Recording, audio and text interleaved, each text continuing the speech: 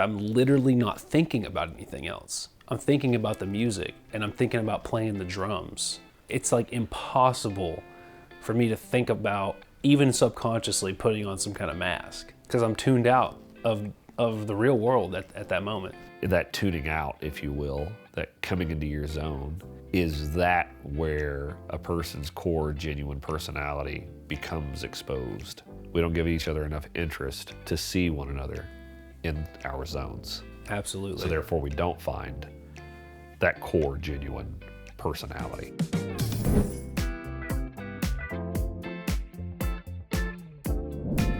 So it's our first one. It's our first, like, you and me sitting down and doing what we said we were going to do, which was letting these things run while we just talk like we normally do. Yeah.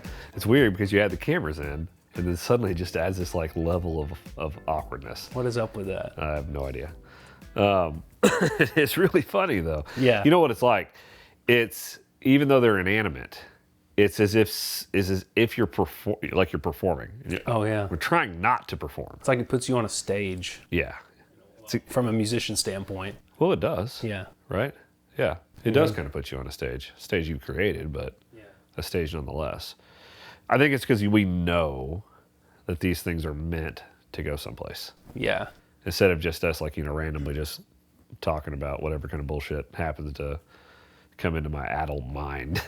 Yeah, imagine that, like, expanded out amongst all people in the whole world. Like, every time there's a camera on, are you getting their genuine self? I don't think so. And, like, how long does it take before you do? I'm sure there is a time where eventually people who've been doing it for a long time, like actors. Yeah. I have another thing to say about actors, but like people who are on the news or like have a channel, like how long does it take before they cross that authentic threshold again in front of a camera? So that goes into a couple of things that I just heard over the last couple of days. And what I think with kind of like touch on that ADHD stuff we were talking about the other day, there's like the masking that ADHD folk will do. Apparently, like, I do think that all people do it. I don't think there's nobody everybody wears a suit of armor depending on the area that they go to, like, or the relationship that they're dealing with or the environment that they're going to be in. They've got some sort of suit of armor on, right? And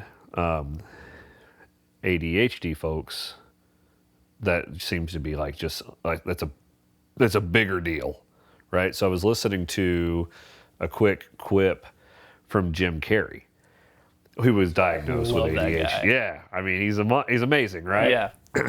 So he was diagnosed with ADHD as a child, and he was saying that, like, obviously his coping mechanism was masking, getting into these characters. The mask. How ironic. Yeah. I think he also said something to that level as like, was there, I think maybe he had commented at one point in time there was no amount of money that would get him to go back and do another version of the mask. But then he also said that, well, if the people that he was working with were right and the project seemed right, that the money doesn't matter, he'd do it. But in the case of masking, no pun intended, he had said that even Jim Carrey was a character. I've heard some actors say that. Yeah. Yeah. Right? It got me really thinking about it, like being an avatar.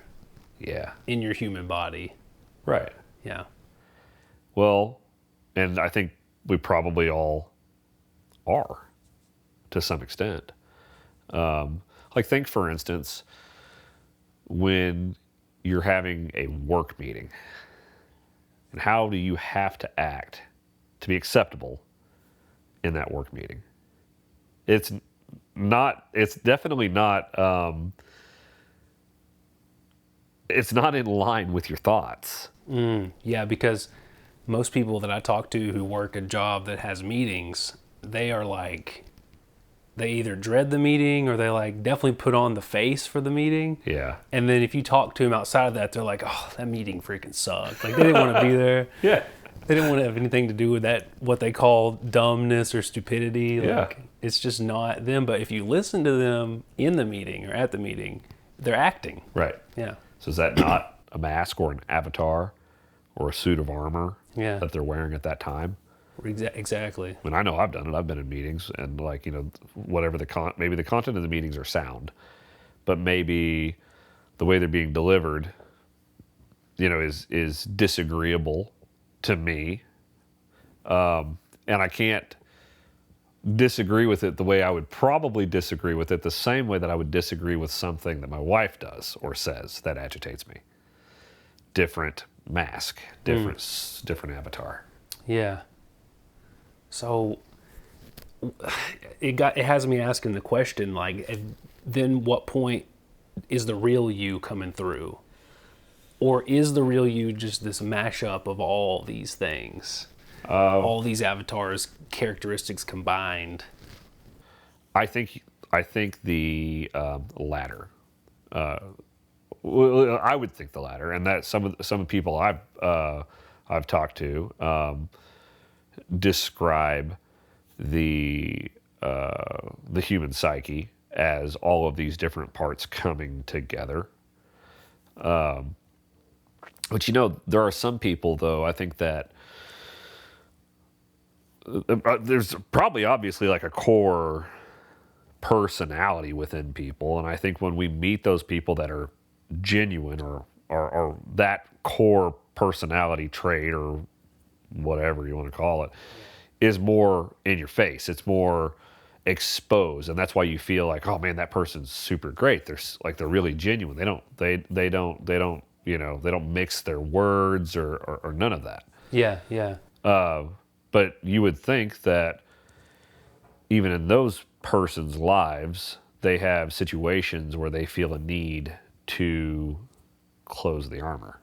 Man, that's got to be tough for a genuine person to have to do that, because if they're being authentic, I would assume they have like pretty good morals, because they want to be it's not like they want to be genuine, it's just that they are.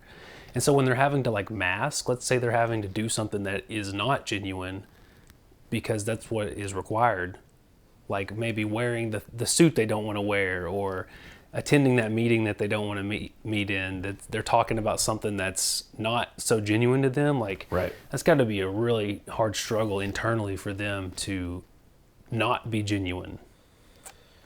Well, I posit a different take on that. I don't think that exposed, genuine core personality has to be moral. I think that we can turn the TV on and we can see things that are genuine and exposed that aren't necessarily moral. That's a good point. Because they don't appear to wear a different mask. They're always the same. Yeah. I would think that like they're genuinely bad. Yeah. Yeah. Yeah, and I think history is full of people that they're genuinely bad, and never tried to be anything other than what they appeared to be. Winston Churchill, post World War II, spent an exceedingly large amount of time and resources to make sure that he was remembered in the absolute best light in the future. He's behind, in one way or another, most of the biographical information and storytelling of the English response to the circumstances of World War II. He put himself in a good light. He did. Yeah. Is that wearing a mask? Was he wearing a mask whenever he was doing all of, you know, the speeches in front of the masses? Probably. You would think so. Yeah, because there's no telling what he was really like. I mean, only the ones that were really close to him might have known, and they still might not have known. Right. Only he knew what he was really, his internal dialogue was. And it seems to me that if you go to those such lengths to make your name good and like do all these extra things to make sure you're remembered good, it makes me feel like you're not so good inside. The saying that I've heard multiple times is, you are, what's the way they put it? It is, you're only as good as the way people remember you, and you're only you're you want to be in a situation to where when you want to live your life in such a way to where when you're not around, you know that people speak highly of you. Yeah. And like I think there are traditions, international traditions, of remembering people that have passed, where their existence and their afterlife is all based on the people remembering them. And obviously that's a thing that a lot of people want to be remembered, right? So hard to fault Churchill for it, but you got to wonder, what was it actually like? What was the real deal versus what was written in the history books that we've all been brought up on? Right. Yeah. What's the why? Like, why was he doing all that? Favorable legacy. Is it just because of that? Is it just because somebody told him that it's good to be remembered? Like, was he fixated on this idea of legacy? Well, some people will say that, if we take religion out of it, that your everlasting life after you're gone is how you impacted, like how you're remembered by the world, right? So it kind of makes you wonder.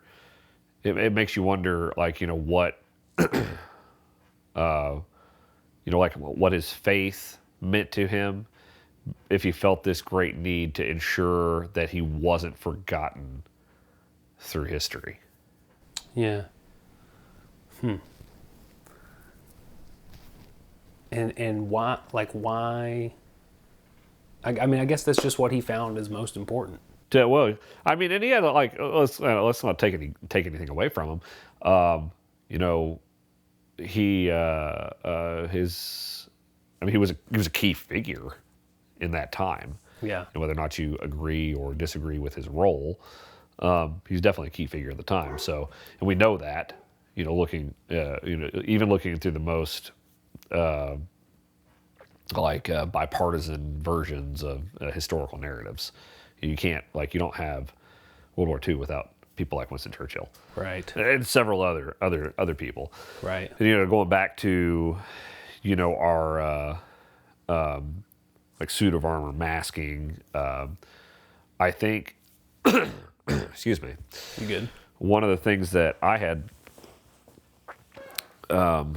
learned is when, just like that meeting, when people are having those meetings, Zoom meetings or in-person meetings, you're afraid of people seeing too much inside of you.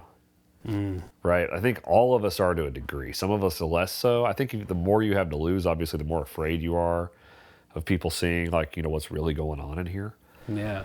Whereas some people, those super genuine people, that they either have less to lose or they just don't care about, maybe they have less to lose, period. Whether or not they have it or don't have it or care, I think it's they don't care, so therefore they have less to lose, right? Yeah. That's where that genuine presentation comes from. The rest of us that are trying to pay our bills and keep crust on the table and stuff like that, we have this fear that we're going to be judged, we're going to be cast aside, we're going to be left behind, and fear is a powerful emotion. It is. Really powerful. Even if you don't think of it at the time, even if you don't think of it as powerful, it doesn't negate the fact that it is. Well, how many times do you make a change to your lifestyle based on fear? Probably more than I even realize. I think a lot of people do. Yeah. Now we also do things for other very powerful emotions, but even those can cause us to have fear. Like if we have feelings for somebody, we want to express those feelings, but we don't because we're fearful we're going to be rejected. Yeah. So fear does some stuff to us. It does. So one of the people that was kind of giving me some insight into this was, as we wear these suits of armor in our life, when we try to connect with people, we're lowering the armor, right? We're putting down the shield. He had put it as unzip your vest and let people look into you. Intimacy. Into me see. And that's what you're doing, right? And that's that exposure can be really hard for people that have had trauma. All the more so that suit of armor is not only closed, it's pretty thickly built. Yeah, they have reasons for it to be there. So I think that we're all wearing some sort of mask. Yeah. I don't think you've got to be ADHD for that. No. I think you may be a lot more cognizant of it. But I think we all get up in the morning. We wear clothes that other people deem to be acceptable in that environment. We go and we do our job and we act in ways that we think that our peers will find acceptable, whether or not we agree or disagree. And then when we get home, if we can, I think some of us would just pull it all off and we just are, some of us can be ourselves at home, but I think other people can't. They go home, they got to put on a different mask. Dang, they got to change clothes. Right. They're not taking them off, they're changing them. Right. Wow. Think about people with, marital issues and things like that. You think that they're just fully exposed to one another? Not all of them. Probably not. Yeah. Is that intimacy, the intimacy. Yeah. I think if we were truly, the problem with exposure of our core selves, I think, is that not everybody's always listening. And you may have really, really valid points, and you may want to express those, and you may be bringing your best self to it, but if the other person is busy throwing lances at you and you're fully exposed, what's going to happen to you? You're just going to get just damaged even more. You're going to want to close back up and bring that suit of armor back up. Yeah. Nothing gets solved. It's like, where do we go with it? Where do we go with this concept of masking, armor wearing, not being our genuine selves, or being our genuine selves? Where do we go with it? Do you mean like for this conversation or just like in life in general? Both. Oh. But, is there something, like, what's our takeaway? Yeah.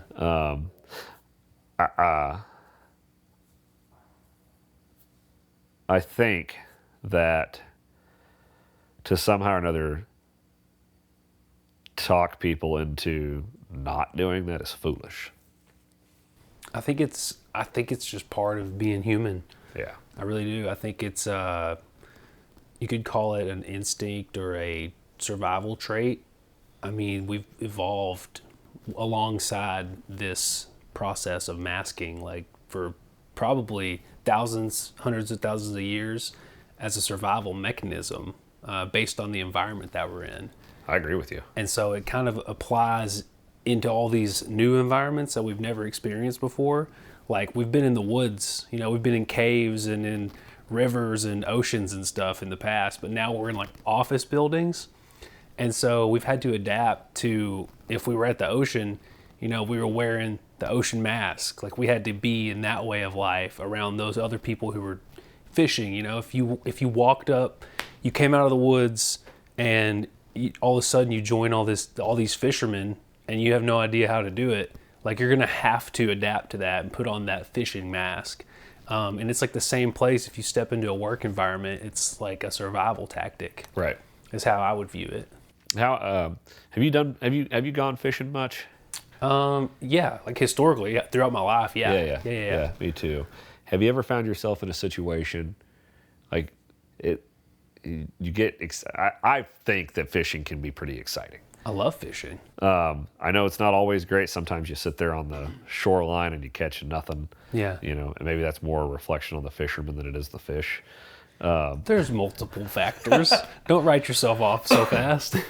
But have you ever been in a situation where to fish, to do the fishing, to do it well, you've had to do something that you've either never done before or maybe kind of puts you at odds with maybe some of your internal philosophy, makes you squeamish or something like that? Because fishing's kind of a squeamish endeavor.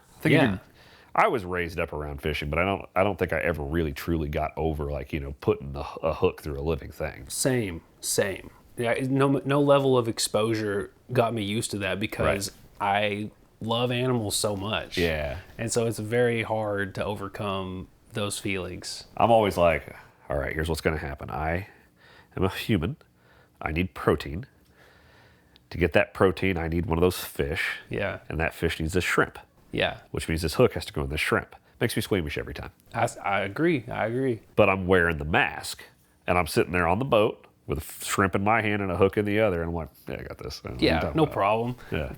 I'm a man. I put this bait on the hook myself. Right. Meanwhile, the shrimp randomly, like if I reach into the bucket to get a shrimp, and one of them grabs my finger, I'm like, eh. Yeah. Or the poor thing's running for its life. Yeah. Yeah. You ever been stuck with one? Stuck like with the little shrimp. Yes, dude. Right under the fingernail? Yeah. I had one break off under there once. I had to tweeze it out. Oh, that's terrible. It sucked. That's super terrible. It's like it's I think that's a hard thing to reconcile is I think our place in the biosphere. Obviously, we could go into the whole you only eat vegetables or whatever, and I'm not going to go down that path, but I think being cognizant of it matters. Showing respect to other living things matters. I think that's what's most important is the respect level you give. Even if you are killing that animal for food, there's dignity and respect to be had. Yeah, absolutely. Yeah. I thought by now I'd be teaching my daughters more about fishing, but around here, one of my favorite places to fish is Roaring River. Number one, because it's easy. If you can't catch a fish at Roaring River, you can't catch fish. It's not going to happen for you anywhere else. Yeah.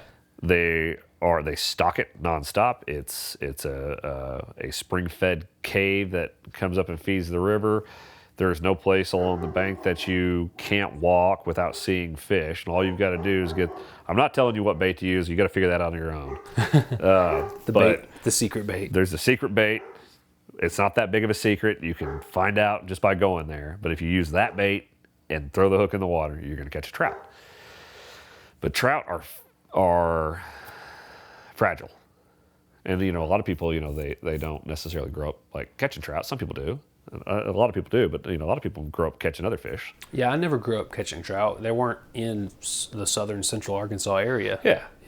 They're a river fish, right? And they're a fragile fish. So if you're used to catching perch or crappie or whatever. Yeah, I was always pond or lake fishing. Yeah. So if you pick the fish up by the hook, it's not damaging to most fish, but to a trout it is. So the right way to do it is to pick it up by its belly. I did not know that. So trying to teach my daughters both A, how to catch the fish, and B, how to be respectful of the fish, because I'm not allowed to kill the fish. I can catch the fish. My wife won't allow me to kill them. I had to go to the restaurant and eat the fish that already dead. Oh, yeah. They had to die. I hate to break it to you. Yeah. They had to die somehow. So I don't injure the fish. Yeah. So they can continue living their little fish lives to be caught by somebody else that will kill them. I gently take the hook out of their mouth and hold them by their belly. So I don't know if they're doing that. Yeah. Unfortunately, I wish. Yeah. But my participation in it needs to be respectful. It'd probably be much more respectful if it was actually you killing the fish. Probably. You'd probably do it with gentleness. Yeah. Yeah. I'd try. Yeah. But I do think it's just hunting, fishing. But even if you're just going to the store, all that came from somewhere. Mm-hmm. We have a major food waste problem in this country, and that's a major disrespect. Yeah. Well, the waste is a disrespect, and their whole upbringing in most Right. scenarios is a whole disrespect. This has got me wondering, you think humans have always felt like me and you feel about the other animals, like the squeamishness, and when we put a hook in a living creature, like, you think throughout history we've always felt like that, or is it a construct of society now, and like people thinking or telling us that killing animals is bad and you shouldn't eat animals and all this? Do you think it's part of that, or do you think we've inherently always felt that feeling, like if we were to kill an animal, like the guilt of it? I think we've always felt that. I think that certain cultures definitely understand the circle of life connection. Yeah. Native Americans, I would think, at least from things that I've read, and other cultures throughout the world. But I do think that Western society, I think is more prevalent. I think that squeamishness and that aversion and also the disrespect is more prevalent in Western society. I do think there's probably always been individuals that find some level of like aversion. Yeah, that's a good way to put it. I wonder if that is innate to every human, or if you're raised knowing about the circle of life and the importance of the regenerative cycle, if you're not as adverse to That's a really good question. participate. I don't know if it's I don't know if I would say it's innate. I would love to talk to somebody who was raised Yeah. with that knowledge, like maybe on a farm, or like a native that Right. that knows about the circle of life. It was born and raised, taught that it's okay to like harvest a certain amount of animals Right. and do it the right way with respect and dignity. And I wonder if they feel as like pulled back about actually doing it. Well, you know exactly who we're looking for our next interview if you're paying attention. So Yeah. Please come on here and enlighten us. We would love it. We'd love to know. Pick your brain. I think I wonder if the human without outside intervention is more neutral. Yeah, that's what I'm wondering too. And with those influences, they become one way or the other. Mm-hmm. I had influences that should have made me less squeamish, but I'm still squeamish. I did too. I grew up around a hunting family. And, Yeah. Fishing, hunting, yep. farm. Yep, farm. Yep. And I still just there's something, I have an aversion to it. I can't really remember the first time ever if I had an aversion to it. The first time I experienced like animals being used for food and such, and farming them for food. But I do recall whenever I would like hear about on the news or social media as a kid, protest against all the animal cruelty Right. and the farming and eating meat. So I know that influenced my subconscious. Definitely. I will say, and I think we may have touched on this in a prior conversation, I have eaten vegan, I've eaten vegetarian, and I don't mean as a lifestyle choice. I mean, I've eaten them on multiple occasions. I've eaten vegetarian meals on multiple occasions. I've eaten vegan meals on multiple occasions. For me, personally, if I eat like a vegetarian or a vegan dinner, before I go to bed, I am like totally like drilling a hole through my pantry trying to find real protein. I don't know what it is. It's just like I will find the last tuna packet like shoved like somewhere in between a couple of shelves before I go to bed. Even if you're eating like plants high in protein? Yep. Wow. It's really weird. Wow. And I'm pretty particular just overall about how I eat. I usually want like a protein and some greens. I mean, I'll allow other things to, don't get me wrong, like risotto or orzo. You had me at risotto. I had risotto last night. But you ever had like lemon orzo? No, I don't think so. Oh. I think I can remember each time I've had orzo, to be honest. So can with you. Like at very specific times. It's just not available all the time. No, it's not, and it's so good. Yeah. The thing is like, orzo's an exception. Like good orzo, I will eat until I get. You're like, satisfied? I'm satisfied. But I will need the protein eventually. Oh, hold up here. That stopped rolling. That's at some okay. point. Is this one still rolling? Is it? I don't know. Do you see it on the camera down there? The other screen? Does it say? Yeah. Okay. Yeah, it is. All right, good. Yeah. The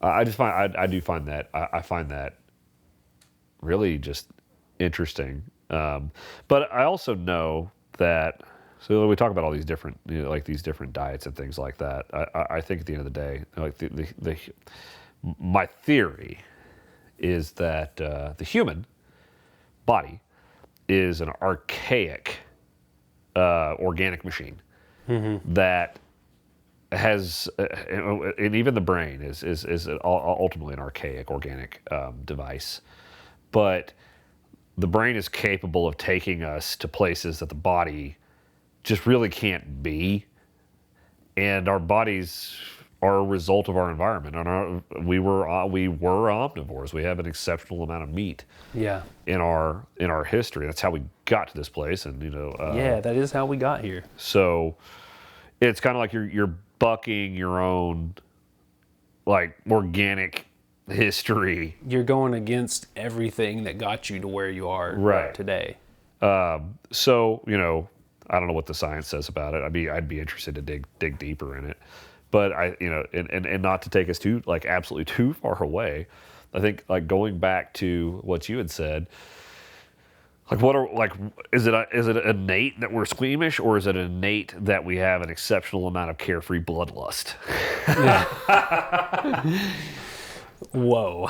And I never thought about the latter of that. But I knew people that were like that. They seemed like they were built to, like, just mentally, they like just the whole act of it. Oh, the kind of people who would purposely swerve to hit the animal on the road. Boy. Oh. Don't get me started on that. Yeah.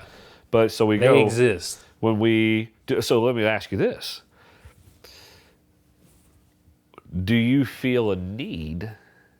Would you feel a need to wear a mask if you weren't squeamish? Because when you're there on the boat fishing, you don't want nobody to see you're having trouble putting a hook through the worm. Do you feel it's less socially acceptable to be squeamish than it is more socially acceptable to have that carefree bravado when it comes to that? I feel like it's different now than it used to be when I was a kid. Sure. Or maybe it was just who I was around. But people, from my perception, seem to be more open to both sides of it. Sure. Like they won't judge you as hard, but then obviously some people would, like they'd call you a sissy or something, you know, whatever it may be. I can be called a sissy and I'm fine. I don't care. Same. Like I don't care. Now I'm at a point in my life I don't care Right. what anybody Age does that to you. Yeah, what anybody thinks. But what matters to me is like how I truly feel inside about doing it. So like if I'm doing it and I feel like bad about doing it, it just is what it is. Like I can't change that. And now I would like try to consciously not put on the mask. I would just be authentic about it. Yeah. For that's interesting because I almost feel like some of these masks are autopilot. Yeah. Oh, totally. Totally. We go to whatever environment we go to and we're automatically wearing that set of clothes. Yeah. Some people even change the way they talk. I know I do. Like they'll change their accent. Yeah. Yeah. I know people who have I've met people who have gotten married to say a British person and they've been American their whole life, but they will start taking on this British accent. Yeah. It's the craziest thing. I've seen that multiple times. I had a friend that used to study in Tasmania, and he started saying this funniest thing. I guess in Tasmania, if something like inconveniences somebody, kind of the same like we would say like dang it. Yeah. They say bugger me. Bugger me? Yeah, bugger me. And he started to do that. And it was even to the point like I kind of accepted it into my vocab or my vernacular. I kind of love that. Oh, yeah. Because I've been around friends and they say something, I'm like, I kind of like that. Yeah. I don't even have to say it out loud. It's just like my brain registers like, I like the way that sounds. And Yeah. then you start saying it, and next thing you know, it's part of your vocabulary. Right. Yeah. Like you stub your toe and you're like, bugger me. It's fun. And then when I lived in South Carolina, I started to kind of pick up a heavier Southern accent at that time, which has gone, I think, for the most part, gone away. But when I was there, it was getting heavier and heavier. Oh, it's going to come back the more you hang out with me. Yeah, it's okay. I don't mind a Southern accent. Got a big flair for country music anyways. Yeah, same. So they had some sayings down there. I don't even remember what they were now, but I do remember starting to pick them up. And we are a product of our environment. Yeah. Food, no different. Vocabulary, vernacular, no different. But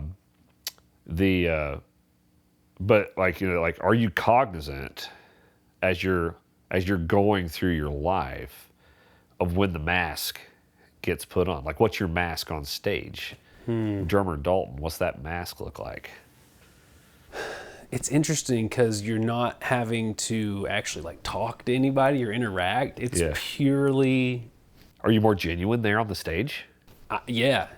See, that's cool. I think so, because I am just so in the zone. It's like I'm so tuned out of everything else and just solely focused on the music, and that's what I love most is the music. And so, like, I don't know how I could say that's not me being as genuine as possible, because I'm literally not thinking about anything else. I'm thinking about the music, and I'm thinking about playing the drums.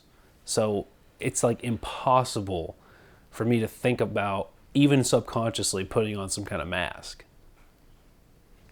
Huh. Yeah. Because I'm tuned out of the real world at that moment. So then would you say, if we were to loop back around to the beginning of our kind of conversation, is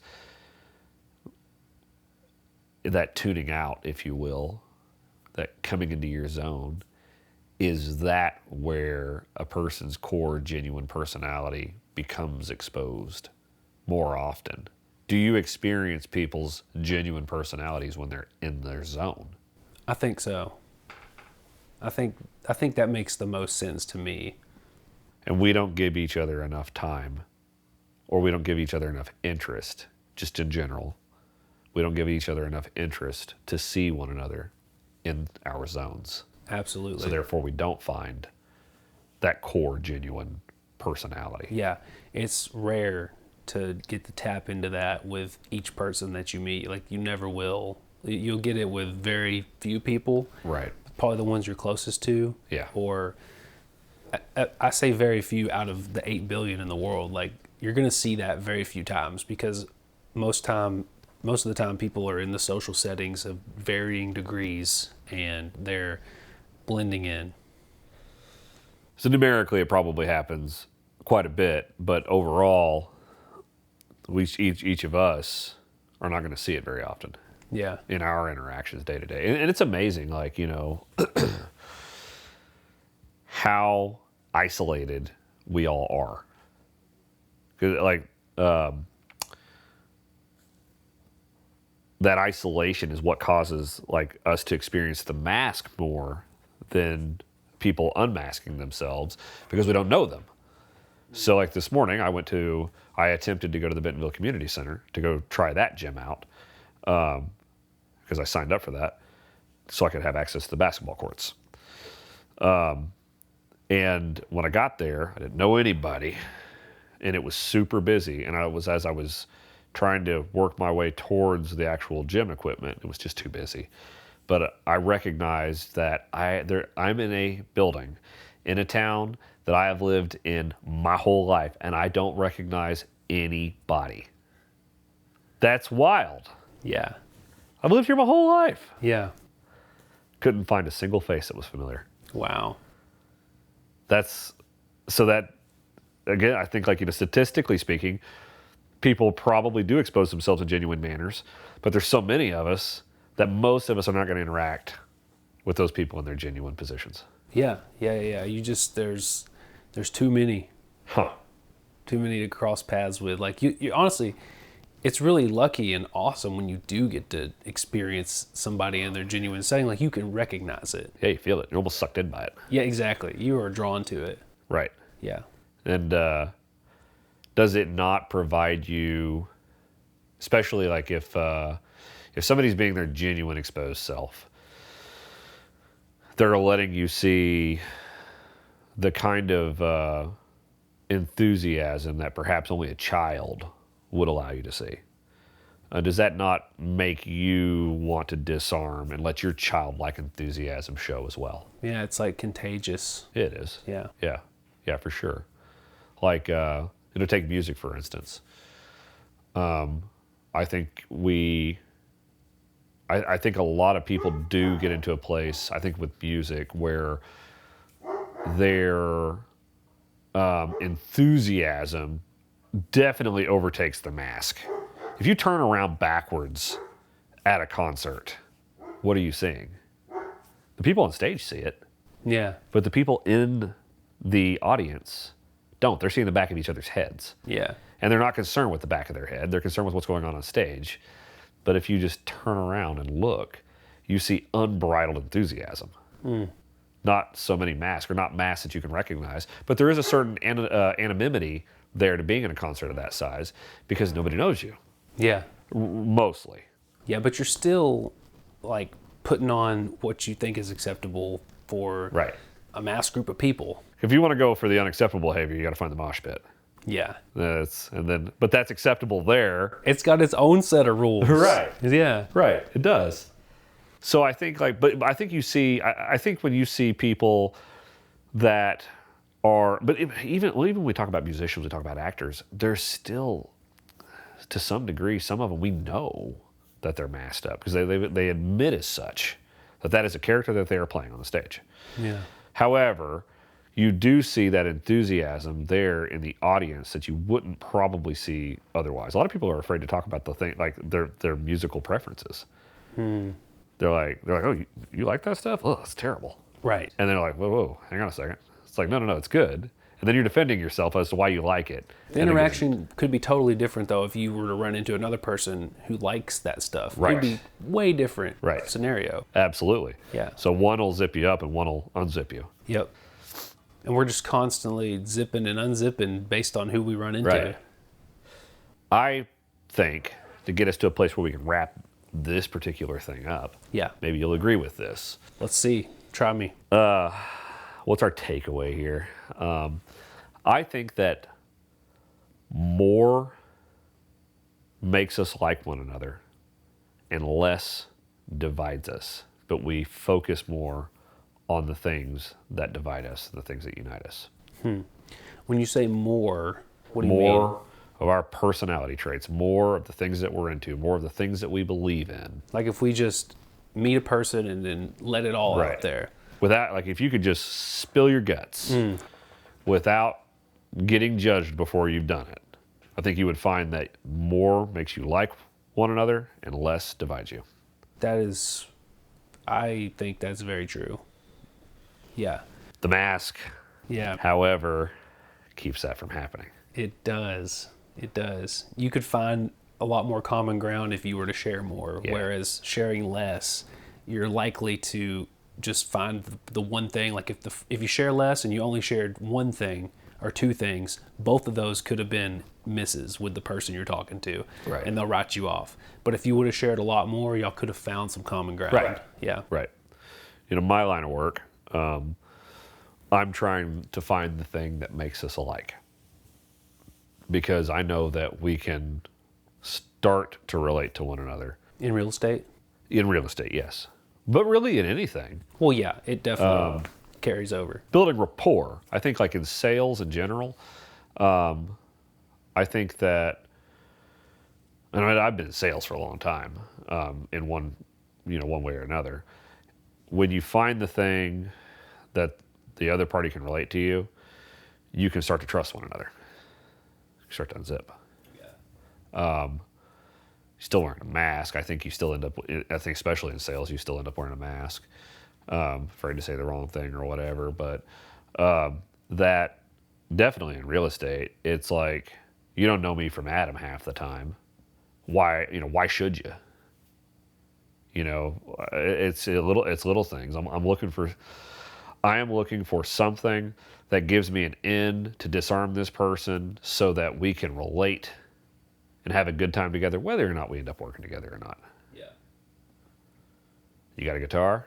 Oh, I love playing guitar. What do you like to play? Things like that. Yeah. Whatever it may be. Hey, that's a nice car. Where do you like to drive that thing?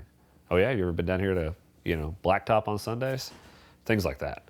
It's and then you find if you can disarm the person with one item, you generally find that you continue to find more things that you have in common. I've found in my experience, motorcycle sales and corporate sales, obviously real estate, that it is rare that the things that I don't have in common with a person outnumber the things that I do have in common with a person. I think that's probably true most time, but like you said, we just don't give it enough time to figure that out. Oh, we judge each other like right off the bat. Yeah. Yeah. So what's our lesson? Dalton, take it away. I'm taking it as if people could just not be afraid to share more in their daily interactions with people and try to find those, like actually consciously try to seek out those common grounds, it could make your relationships a lot more easygoing, a lot more relatable. Yeah. And then also I'm thinking about if you just like diversify your life experience to be open to try all these different new things, then that's going to automatically give you common grounds with a more variety of people. So like go out and explore new possibilities and new ideas, new ventures.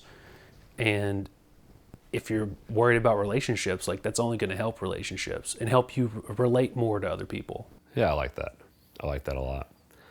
Don't let the mass divide us. Yeah. I think that's great. That's fantastic. It kind of, what's fun about this is it gives, we all have like thoughts. We're rattling on. We're trying to, we're trying to figure out where we stand on these things. Yeah, totally. And this is giving some life to it. And I like that because it makes it a little bit more. It goes back to the conversation, putting these thoughts out there in the universe and conversing about them and debating on them, helps us to develop them, and we learn and we grow. Yeah.